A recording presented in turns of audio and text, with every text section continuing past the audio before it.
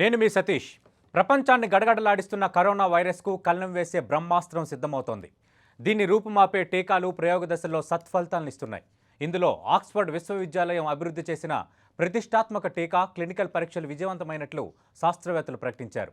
మరోవైపు తమ టీకా వచ్చే నెలలో అందుబాటులోకి వస్తుందని రష్యా కూడా ప్రకటించింది. ఇటు భారతదేశంలో అభివృద్ధి చేస్తున్న కోవాక్సిన్ టీకా మొదటి దశ క్లినికల్ ట్రయల్స్ దేశంలో వివిధ చోట్ల ప్రారంభమయ్యాయి.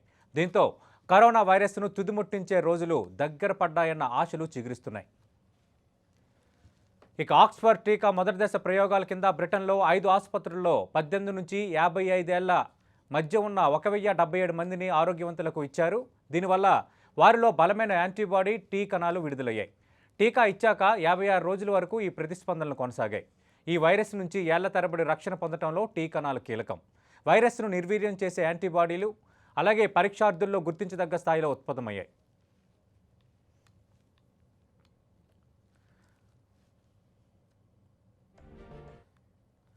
ఇటు రష్యా కూడా వ్యాక్సిన్ రేసులో దూసుకుపోతోంది. రష్యా రక్షణ శాఖకు చెందిన Gamaleya institute of epidemiology and microbiology corona vaccine రూపొందిస్తోంది.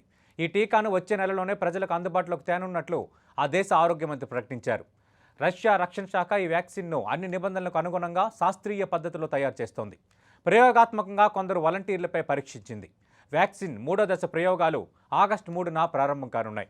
Russia, United Arab Emirates, Saudi అరేబియాల్లో వాటిని ప్రారంభించనున్నట్లు రష్యా ప్రభుత్వం తెలిపింది. దేశీయ వినియోగం కోసం 3 కోట్ల డోసుల వ్యాక్సిన్లను, విదేశాల ఎగుమతికి 17 కోట్ల డోసులను రష్యా ఉత్పత్తి చేయబోతోంది.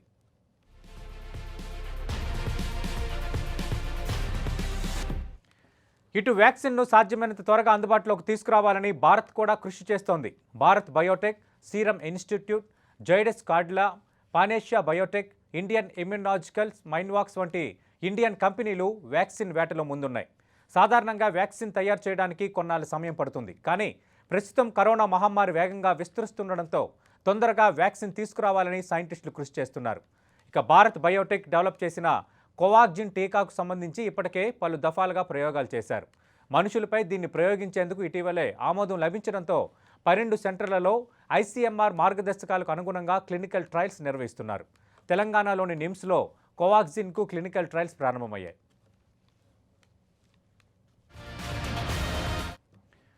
ఇక కరోనా మహమ్మారి విలయం సృష్టిస్తున్న వేళ ఫార్మా కంపెనీలు గుడ్ న్యూస్ను మోసుకొచ్చాయి.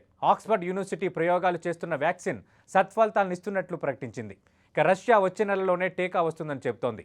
ఇక ఇండియాకు చెందిన భారత్ బయోటెక్ కూడా ఆగస్టు 15 వరకే టీకా తీసుకొస్తామని ప్రకటించింది.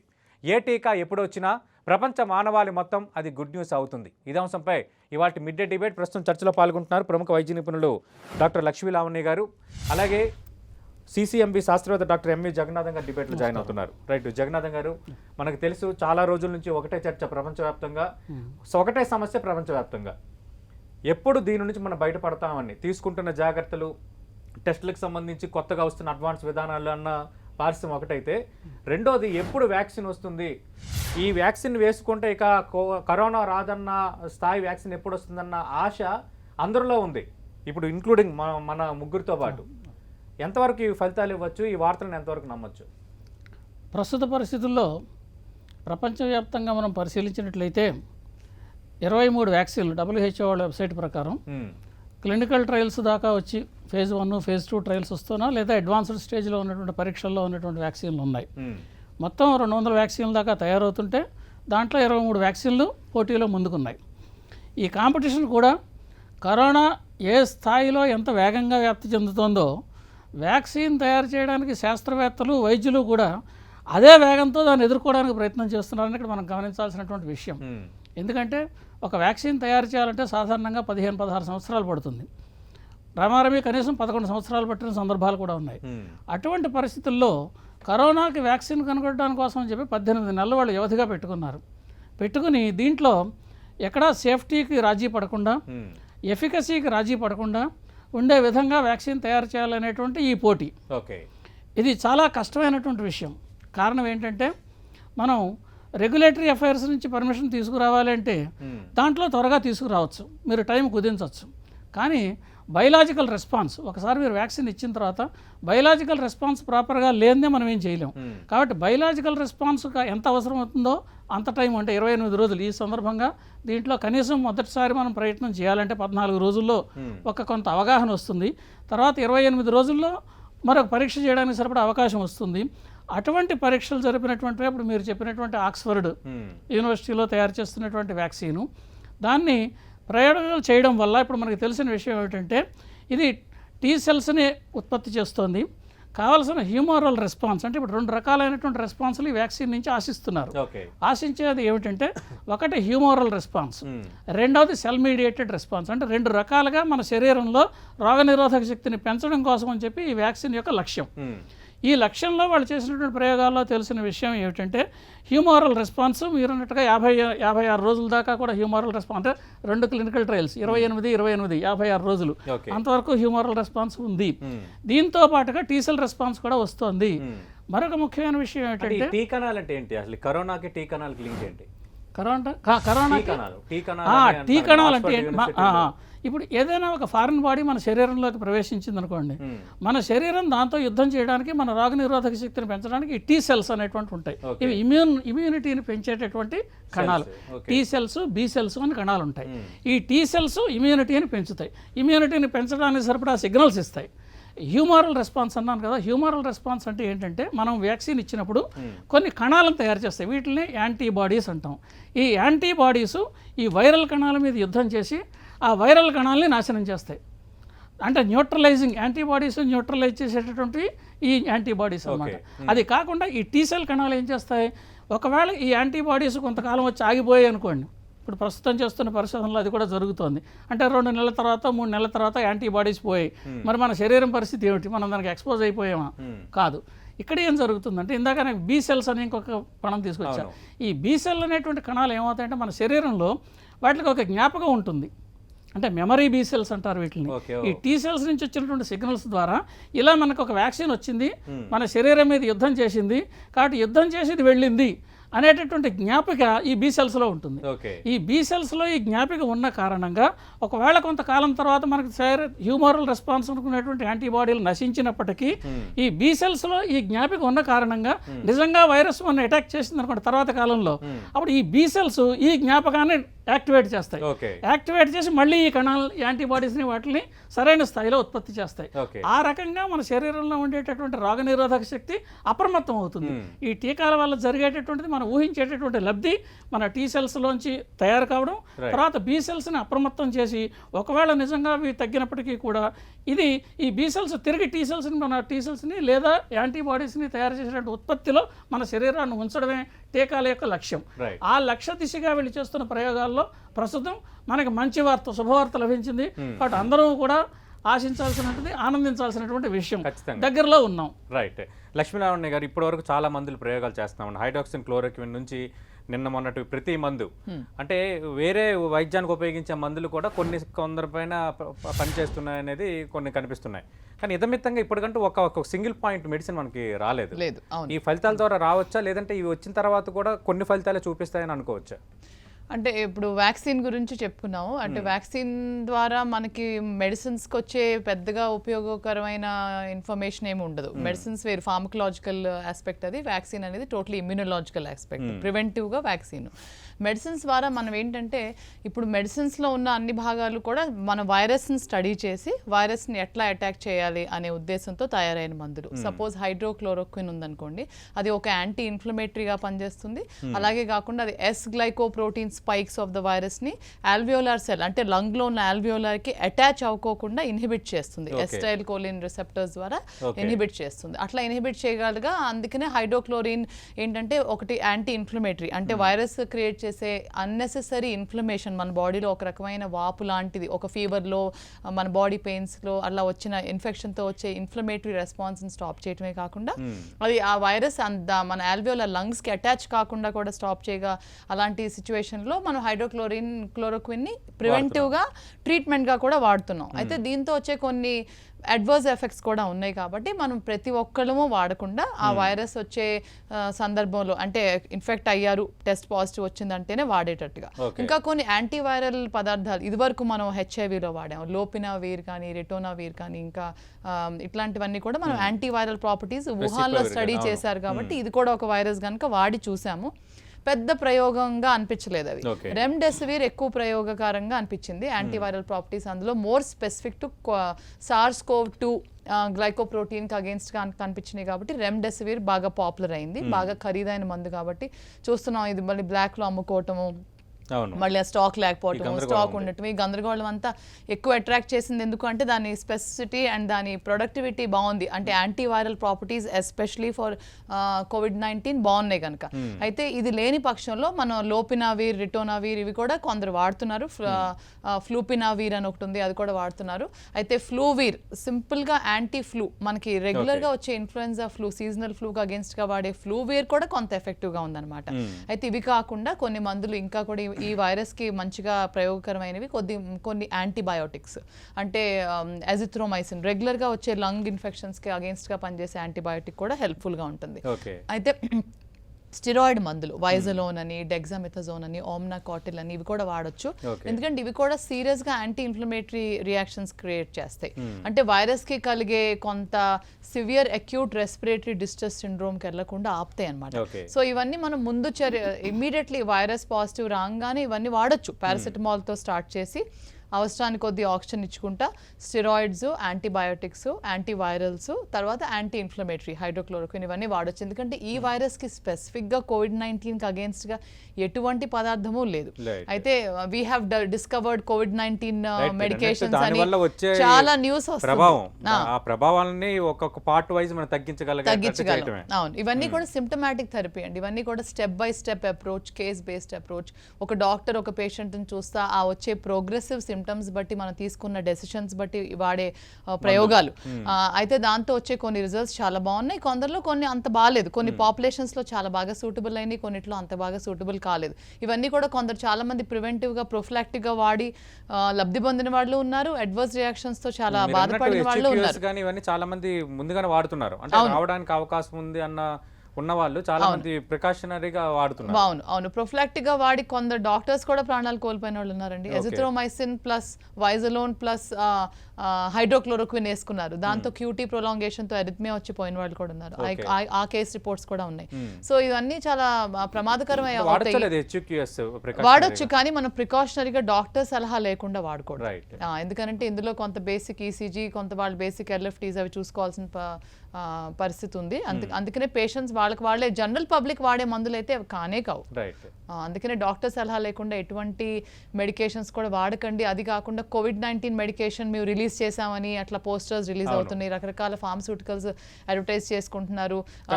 వీటన్నిటికీ చెక్ పడాలంటే వ్యాక్సిన్ రావాల్సిందే. ఇవన్నీ తరహా ప్రయోగాలు, కొన్ని మందులు కొందరిపైన ప్రయోగించడం, కొందరి మీద రిజల్ట్స్ రావడం, కొందరికి అవి వికటించడం. అవును సతీష్ గారు, అంటే ఇప్పుడు మనం చేయగలిగింది ఒక్కటే, ప్రివెంట్ చేయటము, వచ్చిన తర్వాత ట్రీట్ చేయటం. వ్యాక్సిన్ రావడానికి డాక్టర్ గారు చెప్పినట్టు, జగన్ గారు చెప్పినట్టుగా, ప్లస్ అందరూ ఇతర ఎక్స్పర్ట్స్ చెప్తున్నట్టుగా కనీసం ఇంకొక 4 to 6 months పట్టొచ్చు. ఎందుకంటే ఒక్కొక్క cycle of the phase 1, phase 2 trial 28 days పడుతుంది. ఒక వ్యాక్సిన్ ఫస్ట్ షాట్ ఇచ్చిన తర్వాత 28 days తర్వాత ఇంకో షాట్ ఇస్తారు, బూస్టర్ డోస్. తర్వాత ఇంకొక 28 days కి కానీ మనం ఆ T-cell and humoral immunity measure చేయలేము.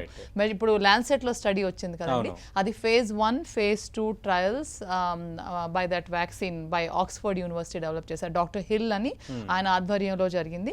ఆస్ట్రాజెనికా అనే ఫార్మస్యూటికల్ కంపెనీ దీనికి ఫైనాన్షియల్ గా సపోర్ట్ చేసింది. అయితే ఇది phase 1, phase 2 ట్రయల్స్ లో అడ్వర్స్ రియాక్షన్స్ ఏమీ లేవు, సేఫ్టీగా ఉంది. Plus adequate humoral and T-cell immunity చేర్చుకున్నాము. అంటే ఇది మనం ఎవరికన్నా ప్రయోగిస్తే వాళ్ళల్లో COVID-19 కి అగేన్స్ట్ గా ఇమ్యూనిటీ ఏర్పరచగలుగుతున్నాం అనేది ఒక నిర్ధారించారు.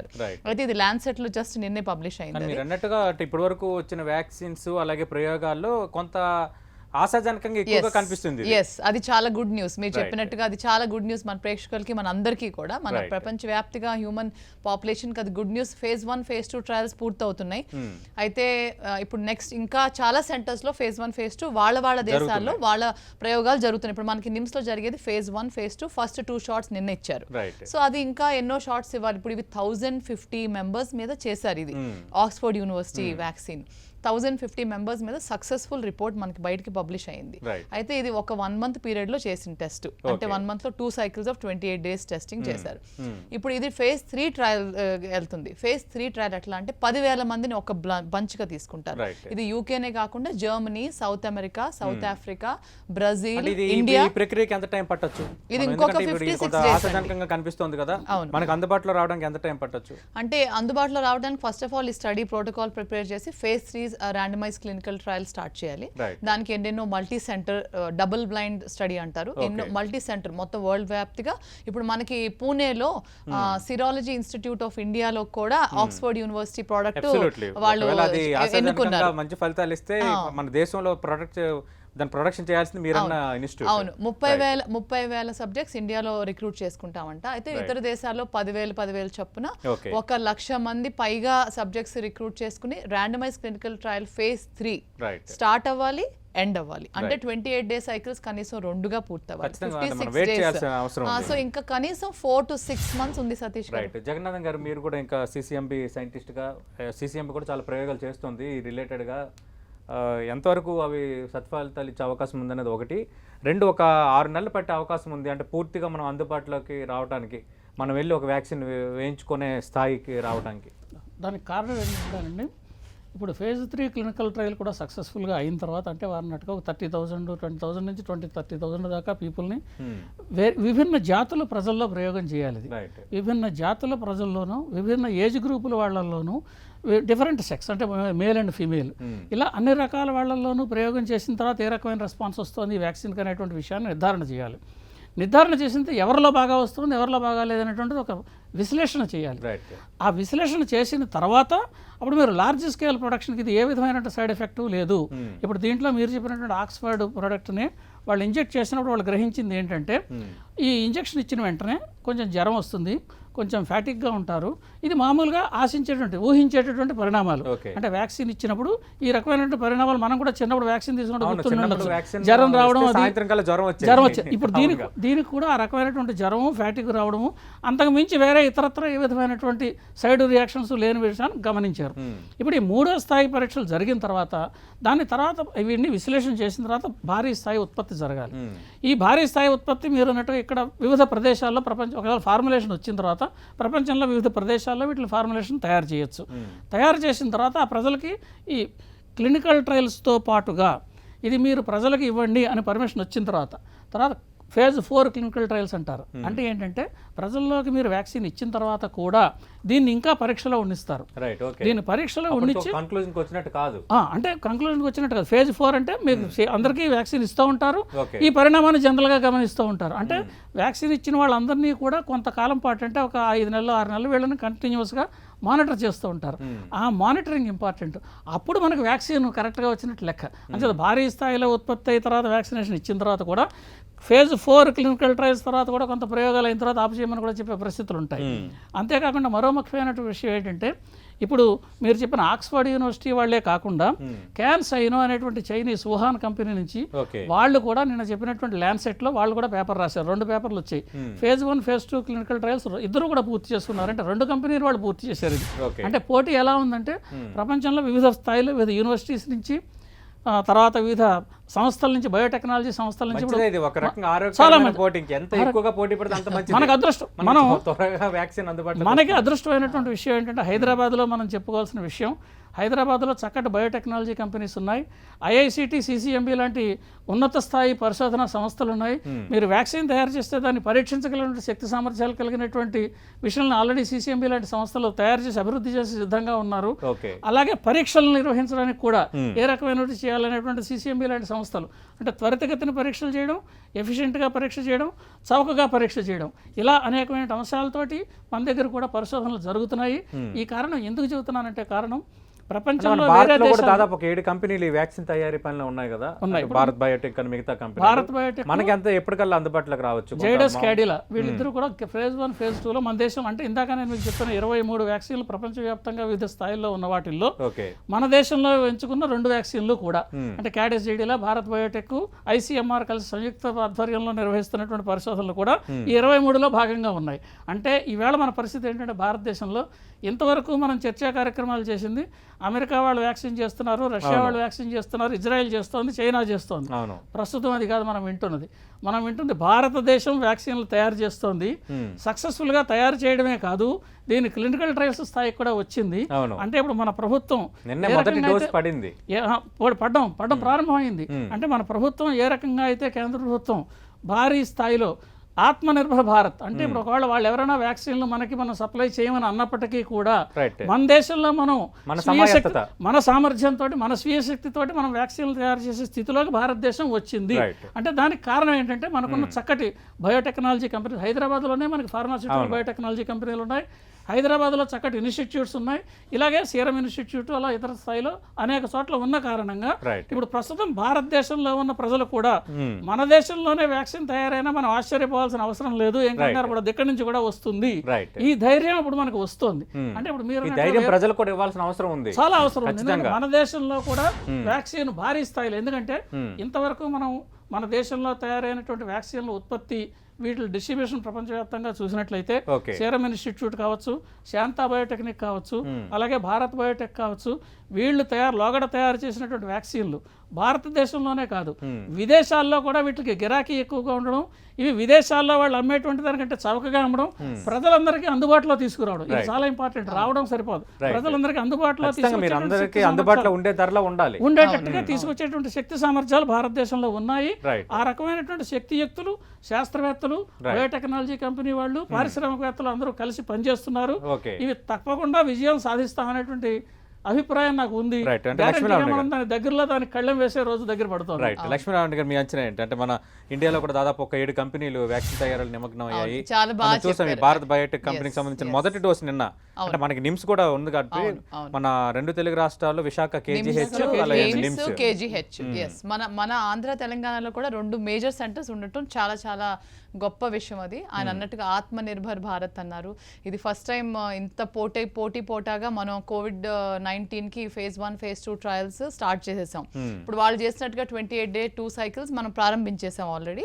అది ఇంకొక 40 days లో పూర్తవుతాయి. August 15th అన్నారు కదా, అప్పటికి ఎన్రోలింగ్ స్టాప్ అయిపోతుంది. ఆ తర్వాత 2 సైకిల్స్ పూర్తవుతాయి. యాక్చువల్గా చెప్పాలంటే వేరే దేశాల కంటే మన దేశంలో బేసిక్ ప్రోడక్ట్ రెడీ చేసుకోవటం బయోకెమికల్గా, అంటే పూర్తి స్థాయిలో ప్రీ క్లినికల్ స్టడీస్ మనం పూర్తి చేసి ఇక్కడ పెంపొందించి మనం చక్కగా దాన్ని డెవలప్ చేసి బయటికి తీసుకురావడం అనేది చాలా ప్రౌడ్ అయిన విషయం ఉంది. ఎందుకనంటే మన దేశంలో RCTs double blinded randomised control trial multi సెంటర్గా 2 సైకిల్స్ ఆఫ్ ఫేజ్ 1 ఫేజ్ 2 చేయటం చాలా తేలికైన విషయం. ఇక్కడ DCGI చేతుల్లో మనం కొన్ని స్టెప్స్ తగ్గించి దాన్ని ఇంకా అతివేగంగా తక్కువ కాస్ట్లో తక్కువ రిస్క్తో చేసే ఏర్పాటు మనకుంది.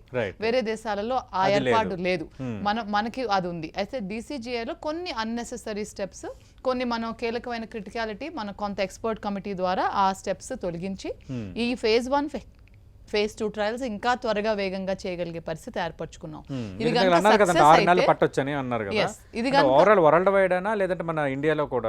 వరల్డ్ వైడ్ గా అన్నా, నేను మొత్తం జనరల్ పాపులేషన్ దృష్టిలో పెట్టుకుని మాట్లాడాము ఇందాక. అయితే ఇవి మన ఇండియాలో చేసే ఫేజ్ 1 ఫేజ్ 2 కొంచెం వెనకబడ్డాం. ఇప్పుడు ఇది వాళ్ళు ఏప్రిల్లో స్టార్ట్ చేశారండి, మనం జూలైలో స్టార్ట్ చేసాము. వాళ్ళది మేలో ఎండ్ అయిపోయింది, మనది ఆగస్ట్ ఎండింగ్ లో అయిపోతుంది.